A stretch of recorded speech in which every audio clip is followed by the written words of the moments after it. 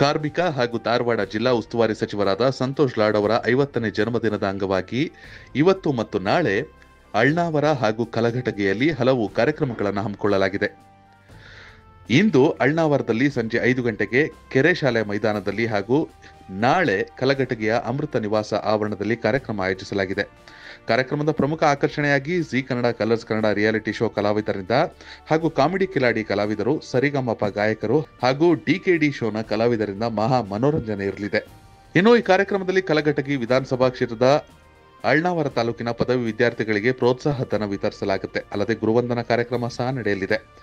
ಈ ಕಾರ್ಯಕ್ರಮದಲ್ಲಿ ಪಕ್ಷದ ಹಲವಾರು ನಾಯಕರು, ಜನಪ್ರತಿನಿಧಿಗಳು, ವಿವಿಧ ಕ್ಷೇತ್ರದ ಗಣ್ಯರು, ವಿವಿಧ ರಂಗದ ಸಾಧಕರು ಅತಿಥಿಗಳಾಗಿ ಭಾಗವಹಿಸಲಿದ್ದಾರೆ. ಸಂತೋಷ್ ಲಾಡ್ ಫೌಂಡೇಶನ್ ಮೂಲಕ ಈ ಅದ್ದೂರಿ ಕಾರ್ಯಕ್ರಮ ಆಯೋಜಿಸುತ್ತಿದ್ದು ಈಗಾಗಲೇ ಸಿದ್ಧತೆ ಭರದಿಂದ ಸಾಗಿದೆ.